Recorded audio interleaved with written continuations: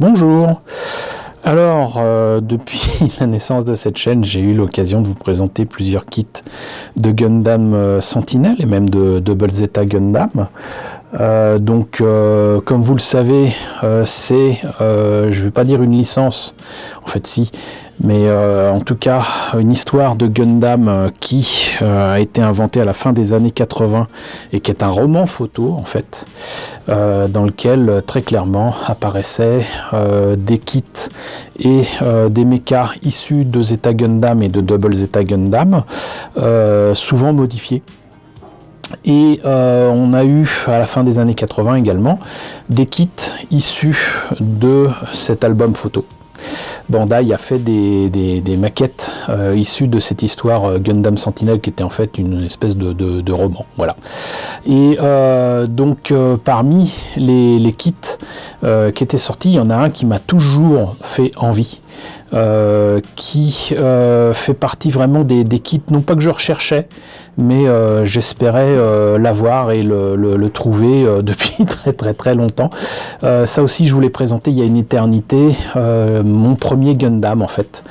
Et le Double Zeta Gundam, il date donc logiquement de 1986. Alors je ne l'ai pas eu en 86, si je me rappelle bien, je l'ai eu peut-être en 89 ou 90, mais reste que c'est mon premier Gunpla.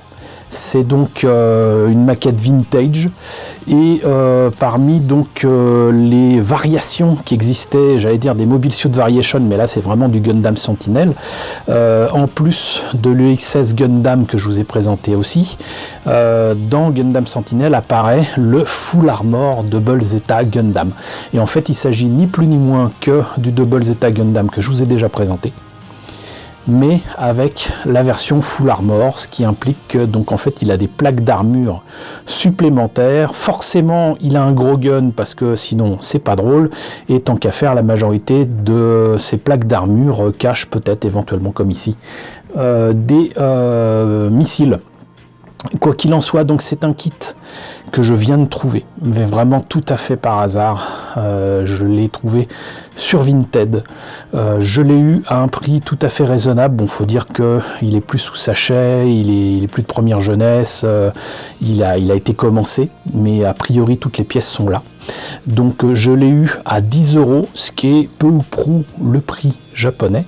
Je vous rappelle que donc c'est un vieux kit vintage qui date de 1987. On le voit ici, enfin j'espère que vous le voyez.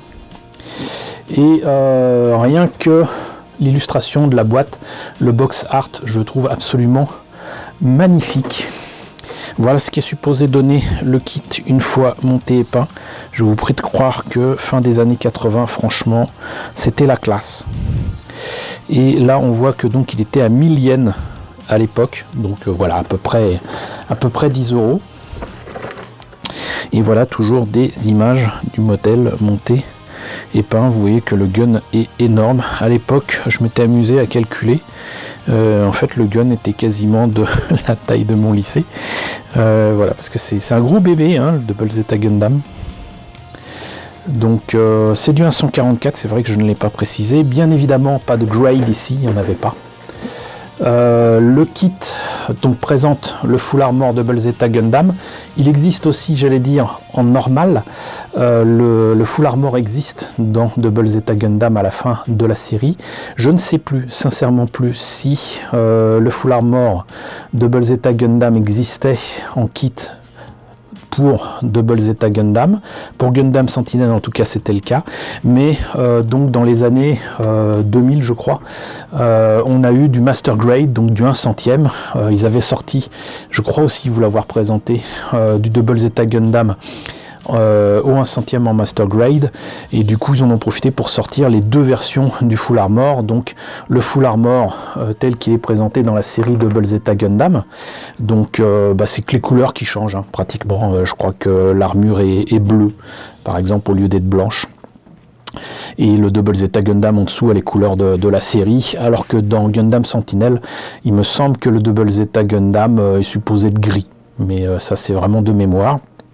Et sinon, il y a la version Gundam Sentinel, donc j'allais dire blanche, qui existe aussi au 1/100e. Voilà, donc vous savez tout. On a vu la boîte. Donc ce que je vous propose, c'est de voir à l'intérieur ce que ça donne. Alors, on notera d'ailleurs que c'est supposé être la première maquette Gundam Sentinel 1. On commence par la notice puisqu'elle est là, autant en profiter. Donc on voit le modèle monté et peint. Ici, comme toujours à l'époque 86-87, on a des dessins du Mecha Design, j'allais dire original.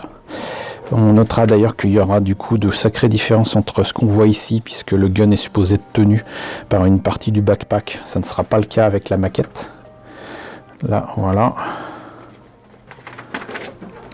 Le montage, proprement dit, c'est sensiblement identique à ce que j'ai eu avec ma maquette du Double Zeta Gundam 144, puisque c'est le même kit avec des pièces en plus. Donc on commence par les bras.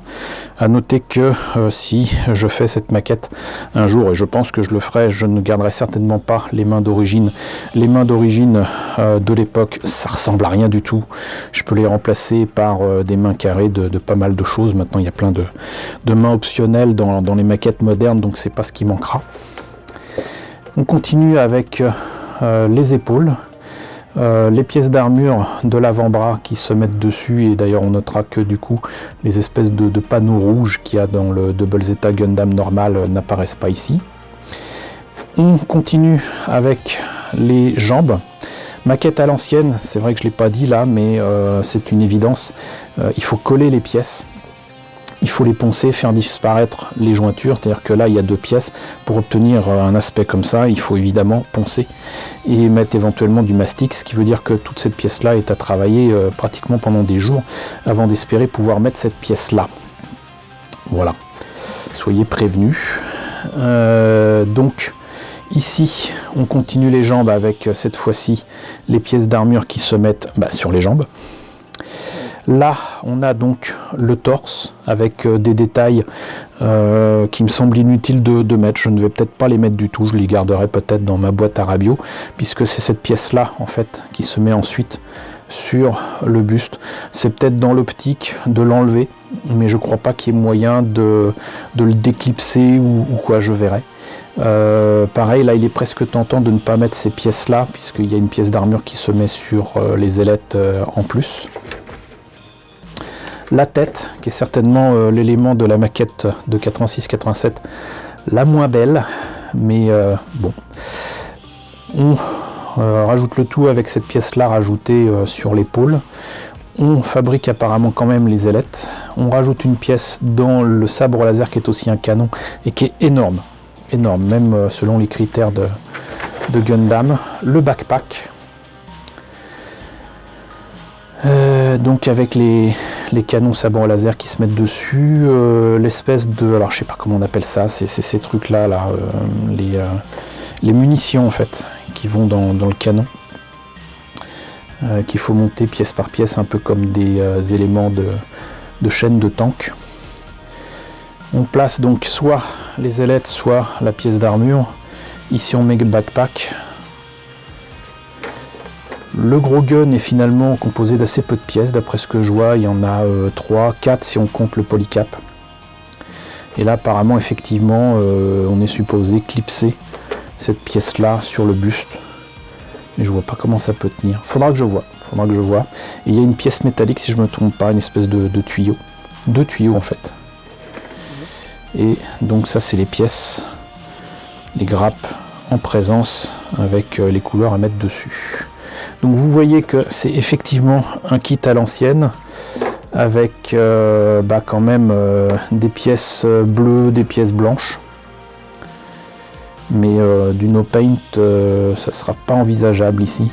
On voit bien aussi que là par exemple les petites tuyères qu'il y a là sont carrément intégrées à la pièce. Elles sont pas très belles d'ailleurs. Mais voilà, donc ça c'est par exemple, ça c'est une grappe vraiment du Full Armor Double Zeta Gundam. Ça c'est les pièces du Double Zeta. Ça aussi. Hop. Ça également.